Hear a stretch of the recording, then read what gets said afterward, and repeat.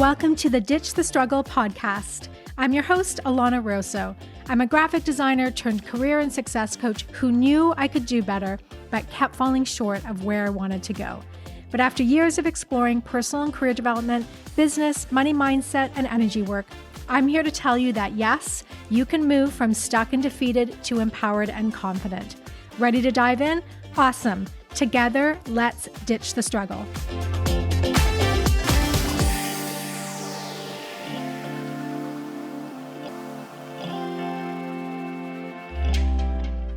Hi, everyone. I have an interview for you today with an incredible graphic designer and also a lovely human. I really like to get lovely humans on here. Lisa Parkyn. So my graphic designer audience, you will especially love this episode, I think, but we don't talk just about being creative, although we dive into that. We talk about corporate culture, overworking, perfectionism, confidence, building your career and what that looks like and how it differs from what we expect, right? So we have a great conversation. So let me give you her little bio. Lisa is a graphic designer and marketing strategist with over 20 years experience in corporate in-house creative departments. This includes work in retail, specifically designing store signage, executing point-of-purchase activations, and coordinating photo shoots. She currently leads her team to develop strategies, design, and launch campaigns, working closely with in-house brand guides specifically for pre-need insurance. Lisa was certified as an RGD, which is a registered graphic designer, as of December 2023 and lives in the GTA. So dive in, guys. This is a great conversation.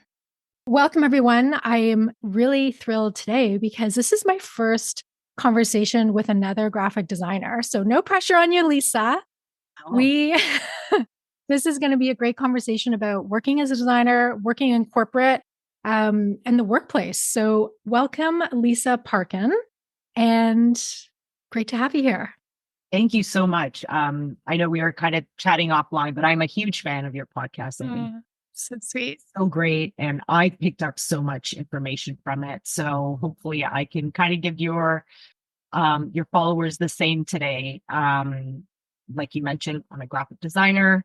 I've been working in this industry for 20 plus years, but happy to always work in-house too. So I think that's interesting. I think a lot of us have had kind of different experiences, and that's what's fabulous about this career, because you never know where it's going to take you. You do not. And had I envisioned what I wanted starting off as a young graphic designer, and I think we'll get into this further along, but I think I always struggled with what that looked like and what that image looked like. And the assumptions that people have. So the you must be an excellent drawer. And the drawer, it's the word drawer that kills me every time. How many times you get asked if you're a good drawer? Yeah.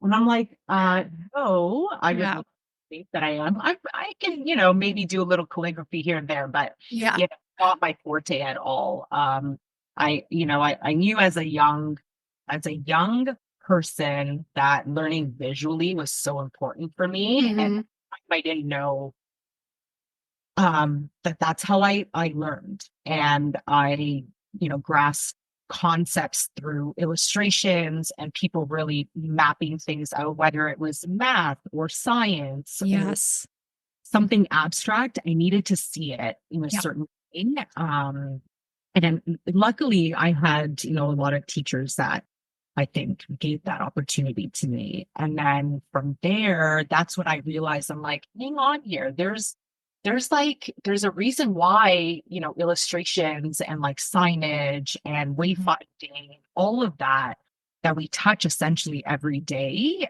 is so important to people. Yes. So important. Yeah. So I was happy to go down that road. I was one of those people in high school that knew exactly, what I was going to do. Okay. I was going to ask you that. Like, how did you get to be a graphic designer? Because so Lisa is an amazing graphic designer. We met through the Association of Registered Graphic Designers. She is also a marketing strategist. She's also been doing this for a long time, like I have. And I knew we had a lot in common, just similar in-house experiences too. So we're going to dive deep into that. We're probably going to geek out on some design things because this is my time to really have that combo, which I love. But that's what I want to know. How did you actually decide, I'm going to become a graphic designer? Yeah. So it's interesting because I had this struggle within me because I'm like, if I'm a visual learner, does that mean that I need to be a good illustrator Mhm. or put pen to paper and sketch things? And like at the time in the 90s, or, it was graffiti was a big deal, right? And I Yeah. really loved that. And Yeah. do you remember Ray Gun, the magazine? Yes. I Oh, still wow. have You're bringing me back. Oh, I love it. that was Yes. like, I mean, Yes. I, I'm maybe dating myself, but I'm proud of it. No, it was a It huge was design yeah, influence on so many people because it was wild, it was, abstract, it was so cool. So, so cool. totally. And I remember like not having a ton of cash in college, right? And being cognizant of what I'm spending money on, but Yeah. I would spend my money on these fabulous magazines and Yes. like any kind of artwork that was influential. And Mhm. I just gravitated to that look at the time. And now, things change and you Yeah. evolve. And it's amazing Yes. to kind of look back at Yeah. as a retrospective and go, wow, I can't believe that I'm actually doing this. And so back to, yeah, in mid high school, I would say grade 10, 11, that's when I started to realize that design was an actual Yeah. profession that I could get into. Like it wasn't just something happening that, Yeah. you don't understand how these things come to light. Mhm. And when I first started working, it's crazy. So I also worked for a municipality right Mhm. out of college. And I was focusing more on the recreation program books, but I was Mhm. like a one-man show. I Yeah. didn't have a team that I could rely on. So I was really figuring things out and, fake it till you make it. Talk about like imposter syndrome. I was like, yes, I'm the new designer. Look at me. And I Oh, was, yes. My first job, I was also the only creative, and I was a creative services manager, which is like, wow. I just had graduated. I was like, I don't know what this is, but let's just pretend I know what I'm doing, and I'm just going to keep doing it and until they fire But me, I guess. through that too, like I found that I developed an image of Yeah. who I wanted people to perceive me as well. And that's Okay. not to say like it was fake or anything, but Mhm. it gave me the confidence to kind of start developing who I was and like putting my name out there. Okay, so tell me about that. You were consciously aware of the image you wanted to create. So what did that mean for you? So I think, style, design, huge influence. Fashion is big for Yeah. me as well. I Okay. love looking through magazines, any sort of movie that kind of gives me inspiration. So from there, then, I luckily enough have glasses, as you Mhm. can Mhm. Mhm. relate to. Really cool I started, glasses. yeah, like I started like experimenting with that and Yeah. like doing my hair and dyeing it every color Yeah. because what I could, because I was the art person, right? Right. Yes, So there is a bandwidth. Yeah, that you can extend beyond. Yeah. yeah, and I think, going through college and kind of experimenting too with that kind of stuff, and you're around people that there was no judgment, and Mhm. free. And I think depending on, how you grew up until that point, that could be quite liberating, right?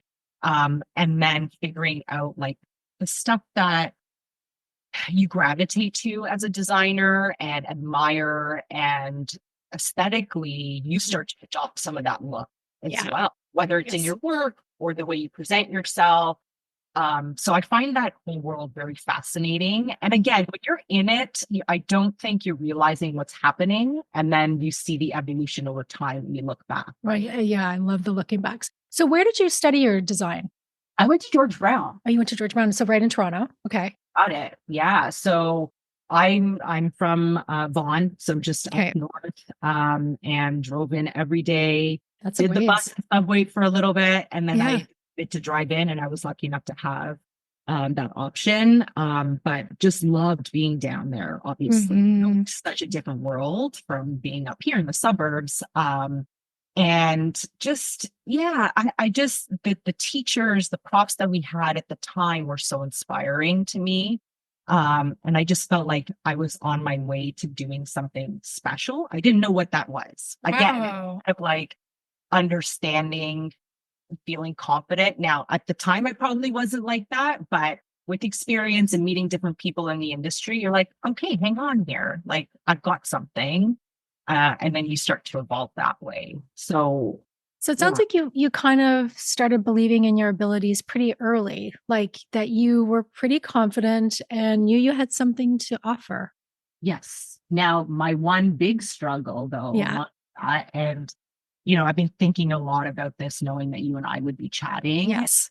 and this has been like throughout my career, is the struggle to be, I don't know if assertive is the right word, but Yeah. promote myself. Hmm. That is a really difficult thing for me to do. And I don't know if it's just because of how the industry was when I first started, where you're kind of like an order taker, right? A Yeah, production. I always say that graphic designers are producers. We are people that produce a product and we have to do it very quickly and under a lot of pressure.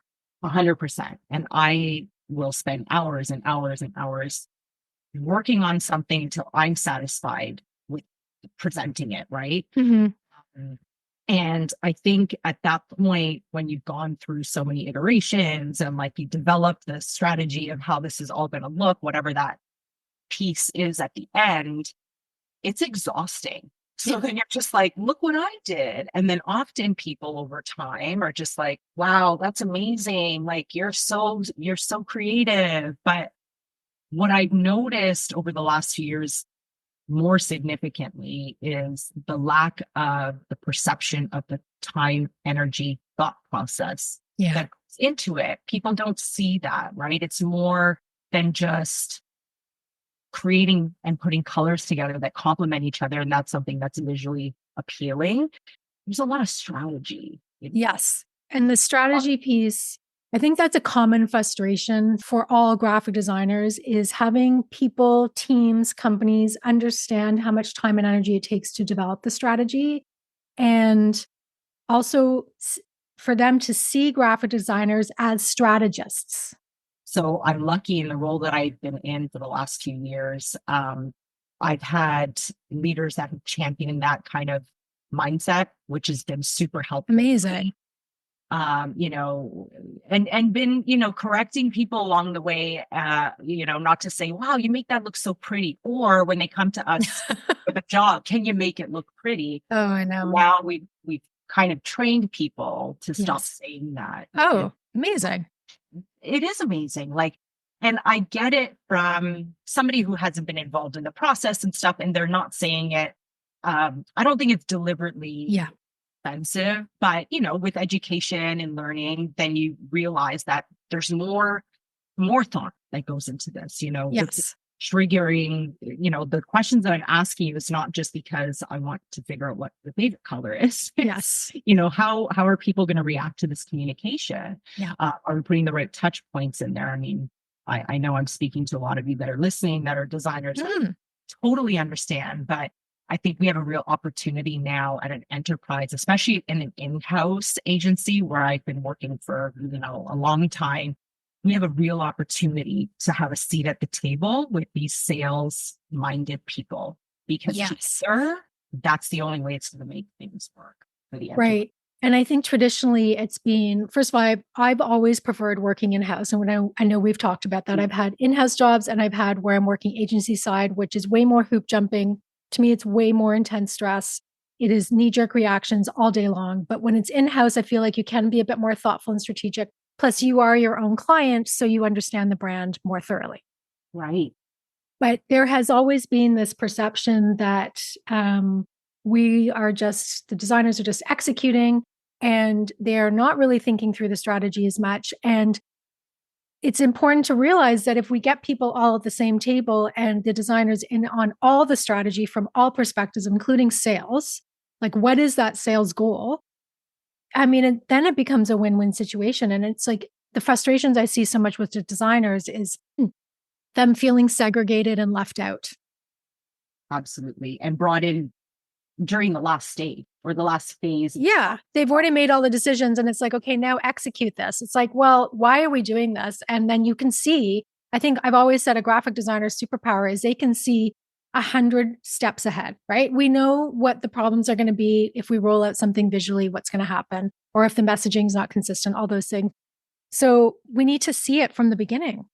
Yes. And I think a lot of that starts with leadership, to be Okay. honest, and having those kind of raw conversations with people that you're reporting into or working with to let them know, like, had I gotten this or had I been involved in this, a couple months ago, we would have been here. And, Mm, not everything works out perfectly, but had I had a seat at the table to have those initial conversations alongside you, or at least be an ear into those initial conversations, then I could have been forming the strategy and how we want to approach, whether it's, a pitch deck to another partner, yeah. potentially signing on with us, what are the ideas? It's not just like, here's a Word document, pretty it up, put it in a deck Yeah. and done. Yeah. There's other ways that we present or that we can get in front of other people. So, Absolutely. yeah. Okay, so you're working now as a marketing execution lead, correct? And you're Yeah. in-house. So tell me a little bit about what your day looks like in terms of that graphic design role that you're playing and the strategy role. Yeah, for sure. So again, just to go back to that whole strategy aspect of my position, Mhm. it's so important. When I started in this particular team, there were only a couple of us. It was myself and my EP at the time, and she has a strong, not design background, but more strategy background. So together, we saw each other's vision. She really pushed me more into the strategy because I think to develop something strong like a communication, which we do a lot of, or a piece of collateral that's going in front of, our consumers, there's a lot of thought process behind that. And that goes beyond just developing one piece. How does that cascade into a campaign now? So I've been pushed in so many areas that I never would have Mm, imagined. And like I said, when 20 years ago coming out of design school, I'm like, yeah, I'm just going to work in an agency. People are going to tell me to draw or put colors together and choose fonts. And I love all that. But it's really the strategy aspect that has allowed me to evolve and make certain decisions in my design and how we represent, our internal brand, yeah. which is like something that I'm so passionate about representing. And then working with other people in the enterprise to get them on board, to understand the strength of the strategy aspect. The So, buy-in. very, So would you say in this role that you've learned a lot about getting people's buy-in on thing and helping them and leading that vision? yes, yes. Okay. It was massively misunderstood in the last, I would say, 5 years ago to where we are today. We've got a seat at the table now early. Really? And Much early. so what would you say, like, how did that shift happen? How did that timeline go? You said it's about 5 years. Like, where did you see the Yeah. change? I really think it's having people in your corner that will champion your work Okay. there. So I was lucky to be partnered up with this VP that has that vision, right? So, um, and not being afraid to kind of promote yourself. And this is where I was, Yeah, I was going to circle back to that anyway because you said that was a bit of a struggle. So, yeah, it's been very uncomfortable for me, but yeah.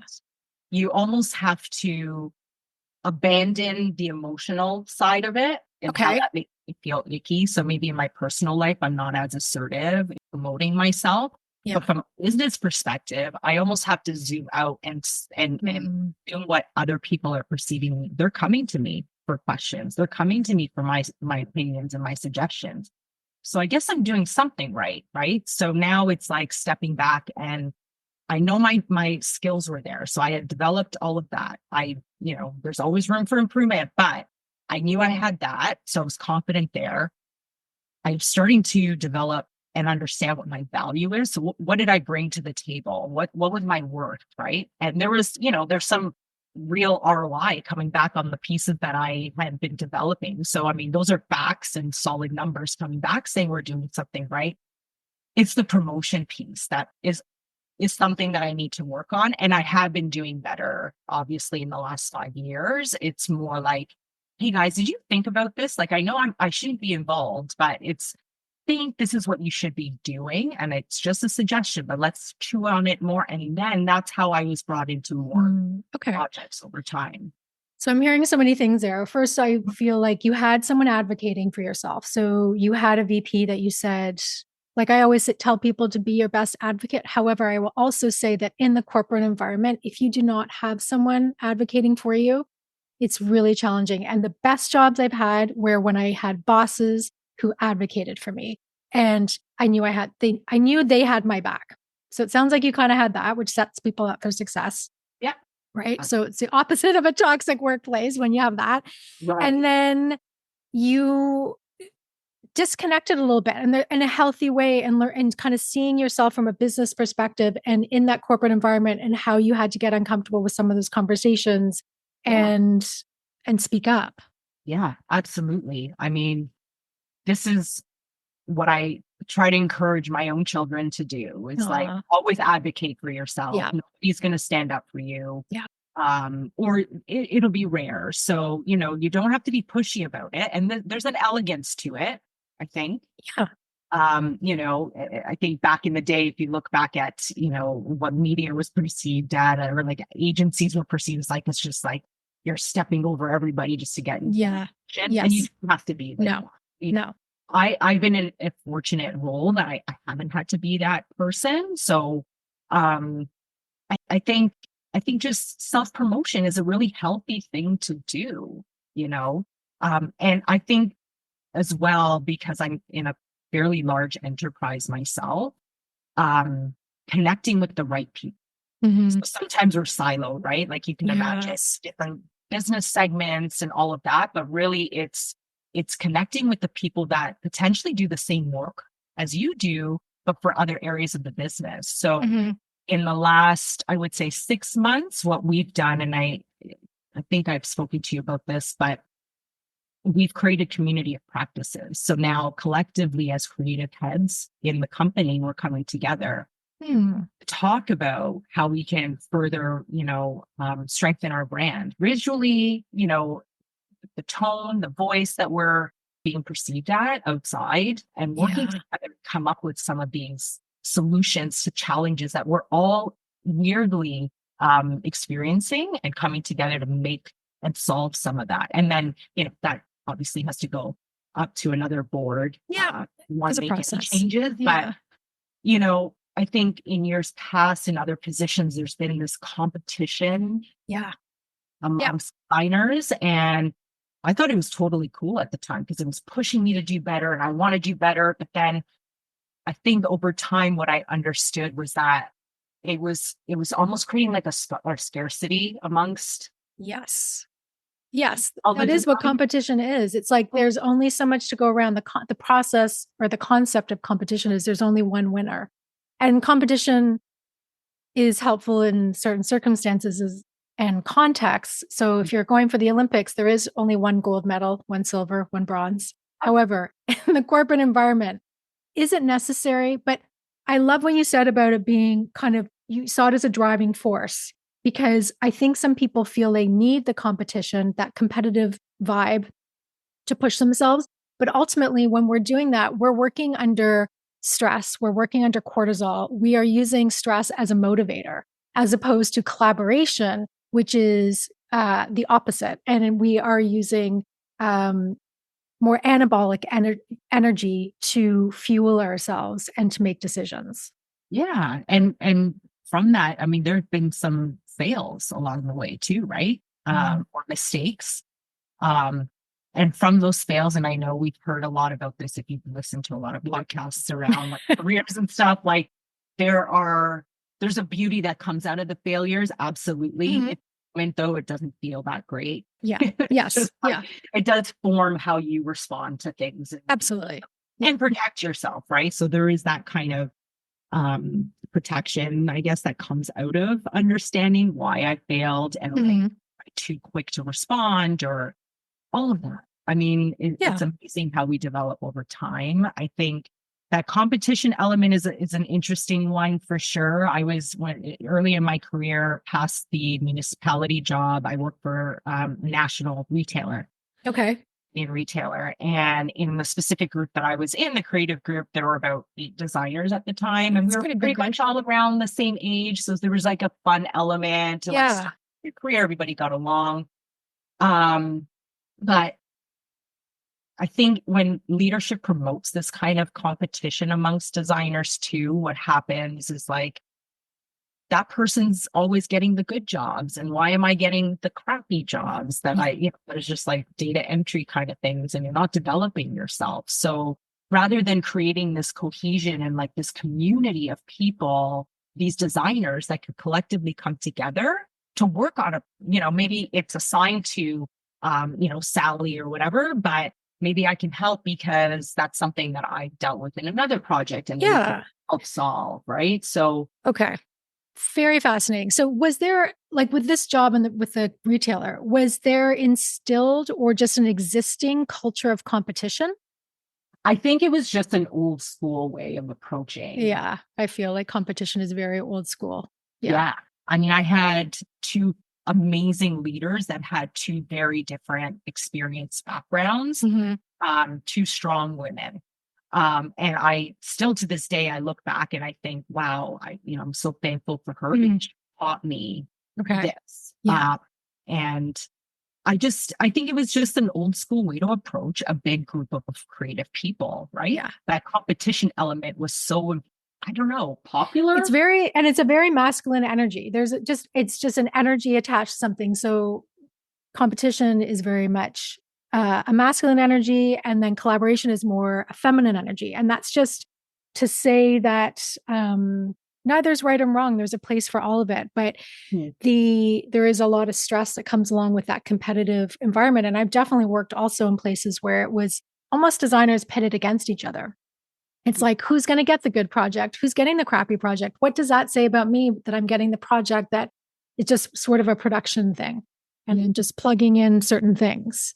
Exactly. And that's what I felt like at the end of that, being with that group, because it got emotional and personal when it shouldn't have. And maybe we were just immature at the time too, but there's a lot of other explanations, but I think it could have just been a more solid team. And if there was leadership instilling that collaborative communication, and the open communication, I think also leads to collaboration. So when things are more siloed and there isn't the communication, then I think also people get competitive because you feel like you're kind of operating in the dark and you don't know what you're really doing or it just can be really confusing. And I do think that there is a bit of a shift, maybe not so much in like the typical agency world. Like I haven't worked in advertising agencies in a very long time. That was to me the most competitive, the most actually just fully toxic. There's nothing really good I have to say about working most agency jobs. But I think there's a swing now to getting people on the same page, having the open communication, and designers supporting designers. And I know the Design Association has also been really promoting that concept. Absolutely. Yeah. I think it's super important. I mean, we all have different skill sets. Yeah. But especially when you're working in-house and you're operating under that brand. Yeah. Why shouldn't we all have that same mindset to want to do better for the brand? Yeah. That's what we're discovering now with having these community practices or core creative groups that come together weekly to discuss these. Weekly. And it's really interesting because the way I've been working for the past 5 years in this role is like, I come up with the strategy. I have a small team that works on copy and then execution, and we just deliver. Now being part of this core creative group, we're actually using it as an opportunity to share work. So kind of peer review, which is very, very interesting at this age. Yeah. Yes. Share it that way because I haven't had to. Right. But I love it because now it's, you're often further developing something that maybe you thought you were representing the brand 100%. This one document selling, they're like, well, have you ever thought of doing this? And then, I know so-and-so in this area that kind of did something similar. And it's true. Like we don't zoom out enough to look at ourselves as a company the way a consumer looks at. Yes. Yeah. Absolutely true. We get so insular. Insular. Right. Because I work within this line of business and I know this line of business, really, really well, but then I don't know how, this other person in this line of business is treating us, but rather that consumer may have both of our products at the end of the day, right? They may have bought this type of insurance and this type of insurance. So now they've got two products, but we're communicating to them differently under the same umbrella. So Yeah. We've definitely come together to be more aware of that, which is, I think, strengthening the brand even It's more. absolutely. And, I think it takes a lot of courage to do things like that peer review where you are having the open conversation. And this I always want to talk about when it comes to designers is the strength that designers have to be able to receive feedback and criticism is like off the charts. And because we're trained as soon as you're in school, because you do these portfolio reviews, peer reviews, you're putting up your work.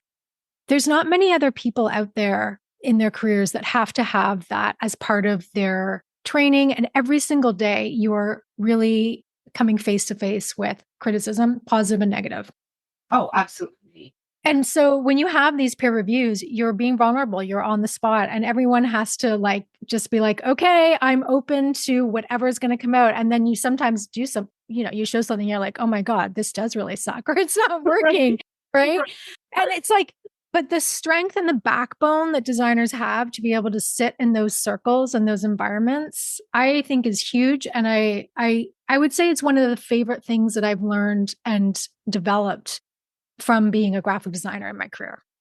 Well, and yeah, absolutely. And I still sweat, today. Yeah. In those circles. Yeah. But it's more, it's a combination of like excitement to get their feedback, to understand how I defined our brand and how executed using, brand elements for a net new piece that's never been developed, and then having them review it. I think there's such magic and beauty to getting creatives in one room talking about one brand. Yeah. I from there too, it's just like, it also checks you because, it's like, yeah, I am a great designer. I'm a registered graphic designer. Yeah. And you've been doing it a long time. So yeah. That's not to say that, there's somebody else that isn't stronger. I will forever be humble because the work that I see out there is just stunning me, from these young designers. I know. Yeah. Some of them are just so incredible. Yeah. Yeah. So I think too, though, going back to like creating these communities of practice within an enterprise across, using all these creatives and having creative people, even like people that aren't the core creative. We have, designers approaching us now to ask us, like, what do you think we should do in this position? And we're kind of like creating new boundaries, which is amazing. But always, keeping passionate about our brand and keeping brand guidelines. But sometimes you need to push a little bit to make. And I love breaking brand guidelines. It's like my favorite pastime. Like I love making brand guidelines and then literally breaking them. That's like my favorite thing to do. Well, because you don't know everything when you're building. Yeah, you don't. They're just a general suggestion. And then, but it takes a great designer to know how to break those, right? With elegance and grace and all those things. But I love this idea of the collaboration. And hopefully this inspires people to think about ways that they can become less siloed, engage with other people, other teams. And I'm not saying create more meetings, guys, because I know we have 500 meetings a day. But, if you're not feeling the connection within your team, within your company, and I don't care if you're a junior designer, are there ways that you can spearhead and brainstorm ways to get people together? That's right. It's funny. I was just talking to one of my peers who's the creative director at our company, and we're trying to, over time and look future state. What can we do? And how can we be part of the conversation that, the enterprise is going, oh my God, we have a massively creative group within the company, and recognizing who and what we do to further promote this brand. So we're thinking, big picture, why can't we have a creative summit within our enterprise, next year, to kind of bring all these creative people together, as well as like other people, enterprises, as audience members, but get us on a panel to talk about how strategy works adjacent to business decisions. How does design, work alongside that? Like, we should all be one big family, it's not me this is what I do and I own the brand. Collectively, what can we do with our brand to strengthen it? And just bringing people more awareness as to how strong creative should be in a business environment. And we're getting there. We're getting there. Sure. But I think there's going to be people listening going, I need to go work for this company because my company doesn't do this or like support this. And one of the things that I'm seeing in the last while with companies I've worked for, so I'm not there anymore, but their creative departments have been pushed down into like oblivion. Like they have taken them out of having their own creative department. They're shoving them under production. They're shoving them under all these weird umbrellas. They're basically burying the creative team, and it is completely demoralizing and upsetting to the designers. Like I see it happening and they're just like, they're pissed off. They're upset. There's certain companies do not value the creative team. And I know I talk about how to elevate people's value, and I'm always saying, be your best advocate. But there are times when you're in a situation where there is this external experience and you are basically fighting for your creative life in a way. Not to be dramatic, but I love being dramatic. So we'll say that. So when I hear that a company is actually stepping up and really working to value the creative team, that is amazing. Yeah. And I mean, that comes with years of work, right? And getting the right people in these. So you need somebody who's strong at advocating, but as well as, working with leaders that trust. Yeah.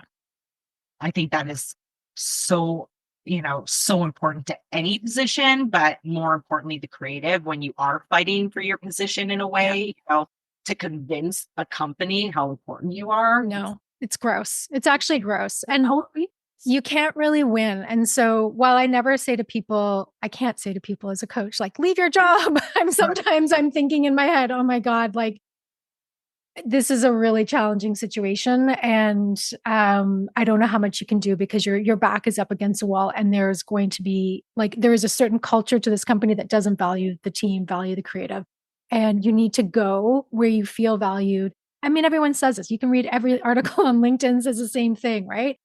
But what I'm noticing is that you are with a company where there is some ability for growth. So that is a reflection of your self-worth and the fact that you are working with this company, and it says something about your confidence and your ability to also have longevity in this kind of industry. Absolutely. I mean, I wouldn't have, I guess, joining an in-house creative team, you have to be a little bit humble and understand that you may be the odd person within the enterprise, right? Yeah. You don't always understand the business side of things the way you should. Maybe you don't understand the numbers and stuff. Yeah. And I'm not saying you have to, but you have to have a respect for both sides, right? So if you're working with people that have that level of respect and trust in what you do, it is a little bit easier to advocate. Yes. Strength of creativity and not just about looking good. It's back to that strategy. If we think about how business companies, come up with strategies to change or evolve their products and their product offerings to consumers, well, I'm doing the same thing from a creative perspective to get those people to buy the product, right? So it requires just as much brain power. Yeah. Right? Yeah. It's the process is completely different than, working in an Excel spreadsheet with numbers. For some reason, that is far more respected. Oh my gosh. Don't even get me started. Do not get me started. First of all, graphic designers do know how to use Excel. So I'm like, let's just start there. I get it. Unfortunately, I love to get in an Excel document. I don't necessarily love creating them, but I love getting in there. Right. So that's one of the things that drives me nuts. It's like they think you're a creative and that you can only do these things, like I do. I love a good Excel spreadsheet. I love paperwork sometimes, like all that stuff. Yeah. I think the other thing is for listeners who don't really know much about the graphic design industry, if you're not a designer, there is the reason why we're kind of talking so much about specifically being an in-house designer, which is when you work for the actual company. Like when I worked in the cosmetic company, I was the in-house creative person. There is this, when you're a graphic designer, there's like, you go either agency side or you go in-house side. And the agency side is way sexier, way cooler, way more fancy. And you're kind of lame if you go into in-house. This was the perception. And I'm going to just top line it like that because that's what was said. And it would be like easier to be in-house. And so there's been a lot of, over the years, there's been a lot of people in the creative community trying to really advocate for in-house. And it's like, it is such an important role. And I know the Design Association also, they had an in-house design conference, and that's when they really started shedding light on it, which I think was amazing. And I think it's total bullshit, this whole idea that being in-house is not as cool and not as important, not as sexy. It's just ridiculous. Yeah. And it's so true because as you were talking about it, I'm like, there's this, and shame is too strong. Okay. Yeah. But I see where you're going. You start to feel that shame. You're like, I'm just working house. Yeah. Yes. Like, yes. hey, the tone. Wait. Yeah. But, yeah. Now, okay, it's been like a long time and I've always had in-house roles. That makes me love our brand even more and want to champion it and make it better. I mean, I'm really a specialist when it comes to X brand because I've been working there for 12 years. Like I know it and I know what it could be. And I'm, you're just so focused on it. Through even this last or my current position, I've gone through 2 rebrands as well. So there is exciting. Oh, wow. Yeah. There's some exciting aspects to working in-house as well. That doesn't mean you're fall under just one brand all the time. Often these big enterprises, corporations, they have sub-brands. So you're working within that as well. So yes, don't limit yourself. I would say people don't put a label on it. I mean, as a society, we shouldn't be doing that with any aspect of our life. Why would we do it to ourselves in a career perspective? Right. Why would we decide that that's just, the easier path or the less exciting path, or it's not. And I have always encouraged people to really look at doing in-house especially if they want more work-life balance, because I do feel in general, you will have more work-life balance. And I know work-life balance is kind of a myth to begin with, but there is just more respect for your time. There's like, deadlines can move a little easier. Things are not as crazy, right? So if like something has to push and move, they can do it internally. Whereas, if the client's saying, I need it by 2 a.m. on a Sunday morning, that's non-negotiable. Yeah, no choice. So listen to Lisa, consider an in-house job. Listen to me, consider it. And a lot of times too, like if you're scared of not of like the variety or not having variety, external partners as well. So I'm not always designing with just in our brand. I'm creating pieces under their brand. That's just part of our partnership. Is that they pay for a portion of our fees, so this is what we give to them, and we design under their brand. So there's some exciting opportunities as well, and it goes beyond just designing a brochure under a new brand. Now it's like, they want us to run a whole event for them. So now we're doing event signage and all of this stuff. So you never know where it's going to take you. There is variety, I would say. Yeah. And it comes down to that idea, I think, for anybody in their career, is never make an assumption about what a job is like, what a career is like, what a company is like. You just do not know until you try it. And so you have to be open-minded and talk to other people who are doing similar roles to get some ideas, because I had assumptions about what in-house would be like as well. And I definitely thought it was going to be more boring, and it's not. Yeah, it's not. And I met so many fabulous people that have come from agency and I shouldn't say even ended up in in-house, but they've joined the in-house teams and they enjoy it far more than an agency. And what I wanted to say too, and you probably know this better than I do, don't get intimidated by those postings either, those job postings. Like 90% of the job tasks, you're like, whoa, I don't know how to do that. And oh my God. And it's like, hang on a second. They're just using verbiage that is like, Well, it's their wish list. That's the way I always tell people. I was like, this is their letter to Santa. I want this and this and this and at Honey. And you will never going to hit everything on that list. I always, like, my general rule of thumb is if you hit 60% of the list, go for it. Apply for it. Just apply. Yeah. Right. And 90% of this time you're going to be doing like 120% more than what they're already posting. Yeah. Absolutely. Yeah. It is insane. And I probably will do other episodes on just job parameters for designers because it is a little bit out of control, but there are good jobs. There are ones where it's more reasonable. The expectations are reasonable. And so finding them is the challenge, and knowing that you're worth a job that Absolutely. is like that you don't have to do these crappy ones where you do a billion tasks. And we won't get into the pay thing today, but a lot of graphic designers are underpaid, right? That's another conversation for another day. Absolutely. And there's other challenges now too with AI Yeah. and Oh gosh. Yeah. just like that one brand that it's kind of everybody uses it. And it's funny. I think I may have shared with you a few months ago. I do some volunteer work with my kids' schools, and often I'm the one creating flyers and promotions Yeah. to get, involvement and stuff like that, participation. And one of the moms, bless her, she was like, "Oh my God, did you use Canva?" And I'm like, so no, but you can't get upset because people No. know what they know. So then, No. it's either an opportunity to teach her, this is Oh, what I do time, or you just let it go. So it is what it is. There is huge value to knowing your skill, promoting yourself, yeah. and people will, assume a lot of stuff. But Yeah. I mean, Canva, I've talked about this. Canva does serve a purpose. Like the woman who invented it as a young girl, I think from Australia, she really knew how to fill a hole there. Like there was a hole in the market. Like they don't have Adobe Creative Suite. They have a Word document. They need something in between. Like it's brilliant. well, it is rural. So good for her. Good for her. Yeah, absolutely. You go. I don't know if this is the point where I tell people I think I've used Canva twice in my whole life, but anyway, like it's just I obviously I don't design a lot for social media for clients, and when I do, I'm just using Illustrator. But it serves a purpose.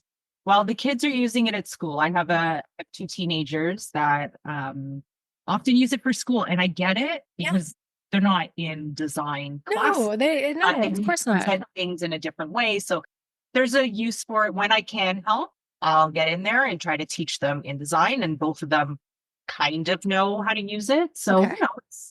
I would have loved Canva like if I was a kid. Oh, so I get the point of that. So okay, so just looking back at your career, like what are you most kind of proud of?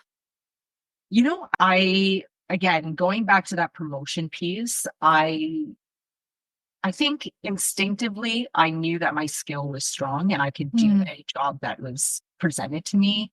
But there was always this kind of, I don't know if I can do it, and really the last, I would say 5 to 6 years, I've pushed myself to feel uncomfortable. And really like, if that meant spending a Sunday to myself trying to understand how I was going to create this campaign that made sense, that wasn't something that came natural to me. Or, I've even been asked to write articles for our internal newsletter. I had never been a writer. You know what? That's incredible. Pushing myself. Yeah. I ended up loving it. So I look forward to those kind of tasks now. It's so odd. That is amazing. I think as designers, we all write like little bits and pieces here. Like we somehow have to become writers. But I would also like to point out, I don't know if that kind of writing opportunity would have come to you in a non-in-house job. Like if you're an agency, I don't really see that happening. Those roles are very defined. Yes. You're in a lean organization. Yeah. You don't necessarily have I like that. Lean organization. We know what that means. They're just not hiring enough people. Okay. So, you're often challenged with putting things together because somebody needs to write it. We need to get it out there. So, and you stepped up. You stepped up. I think that's incredible. Lisa stepped up. In uncomfortable positions, you often find you discover areas that you didn't know you had either interest in, the power to do it. And I think that's liberating. It gives you a little bit more confidence to have conversations with people that you didn't think. Yes. So that's, I think looking back, that's what I'm most proud of is elevating myself where I could have just stayed in the one role and been completely happy. Yeah. By giving, people trusting me to make these certain decisions and to push me. That's what I need. I need it. I didn't know that I needed. No, I definitely noticed that about you, that you were willing to be uncomfortable, that you would ask yourself tough questions. You had the self-awareness that you've reflected on things as you've gone through your career. And I love that you've been doing this a long time, as have I, but you're still challenging yourself, questioning yourself, reflecting on how you're showing up. Yeah, I'm so excited about personally in the company that I'm working for, I'm excited to be part of some of those changes and that movement. So, you get the right people in the room, and it happens every now and then. There's like a cycle where you start working with Yes. and you're like, oh my God, I don't want to leave because these people are amazing. Yeah. So I'm definitely more the people connector. Like I feed off of people's energy. Yeah. Mm-hmm. Good work. And I think a lot of creatives are like that. That's the collaboration piece too. That's like the competition piece is going to keep you away from that feeling of connectiveness. You got it. Yeah. It. Yes. So now you're just competing as a group with the rest of the enterprise to make yourself known and people aware of you. So it's really exciting times. And I really hope people that are listening have that same opportunity. And if this gives you anything, it's just like, don't be afraid to speak up, ask the questions, because you may be developing something that you don't even know, or maybe you're educating leaders that aren't necessarily aware of how important creative design and all of that aspect is to their own company. Yes. So I've shared articles, I'll share anything, even with like our CEOs. I'm just like, oh, I've seen this, maybe this is something you guys want to watch on your off time because it's really incredible. Yeah. Very inspiring. Yeah. Very inspiring. I think that you're being really proactive is also what I'm hearing. You're not just sitting there and being like, okay, this is my role. You're looking at ways to improve things. Yeah. And I think we all should, to the degree that we can. I agree. And if you're if you're not really feeling proactive and you're checking out, then that's often a sign to move on, actually. And question yourself. Yeah. Question. Right. Yes. Yeah. I know you do that a lot. I do a question every day. That's why I'm here. I'm having these conversations. I love it. I love it. Somebody needs to ask the questions. Yeah. And I oftentimes, listening to some of your shows as well has triggered me to ask myself questions. Like, why did I do that? Yeah. Or why do I have this adverse, reaction to something? Why is it? Yeah. What's driving me and what's not driving me? Because I love that. Too. Yes. Thank you. All of your podcasts. Well, I know this conversation is going to help other people think through their role. They might even want to consider in-house. Like, I just think that you've touched on so many different things here that will be exactly that to someone else, like sparking the questions, like, why am I doing this? Why am I not speaking up? Why am I so scared? Why am I in this competition mode? What can I do to be more collaborative? I think there's a whole bunch of ideas here that we can all run with.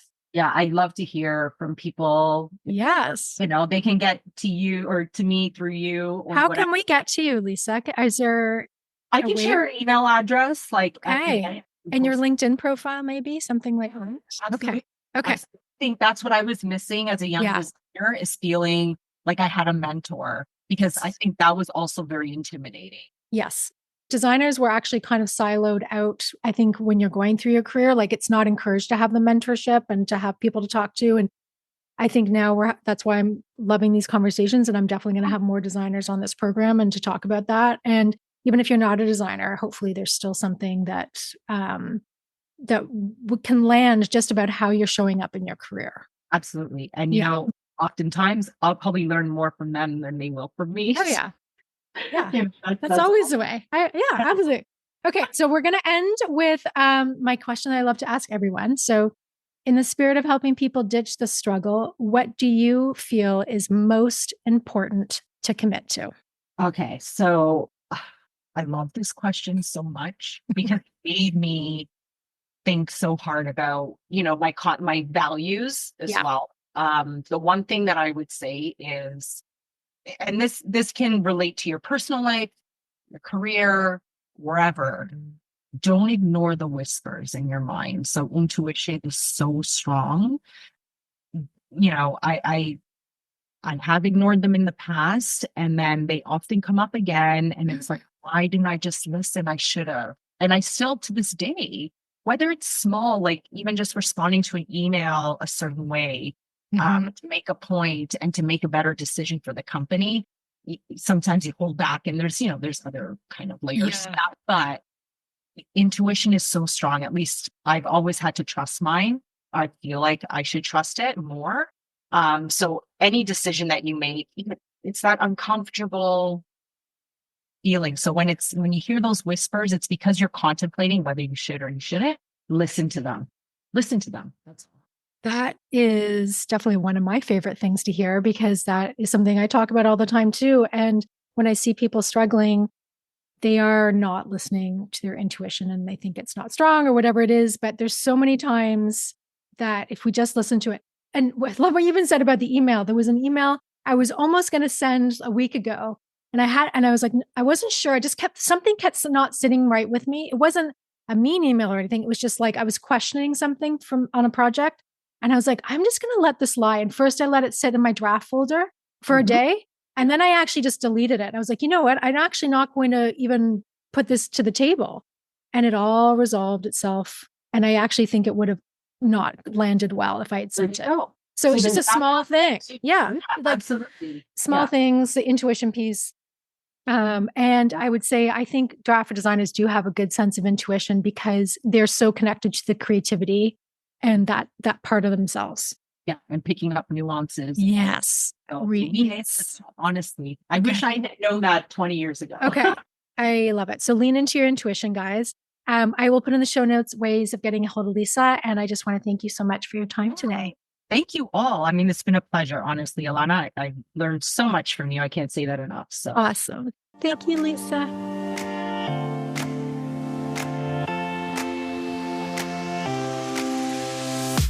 Thank you for joining me today on Ditch the Struggle. You showing up here means so, so much to me.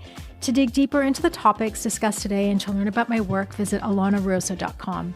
And don't forget to download your free resources while you're there. And if this episode resonated with you, please share with others who also want to ditch the struggle. Go ahead and subscribe to the podcast, leave a rating and a review, and let me know what you'd like to see more of on this podcast. And before I go, I want to leave you with my 3 favorite ways to ditch the struggle. Be your own best advocate, take baby steps for the win, and forget about a linear career path. It's overrated and you are doing just fine. See you next time.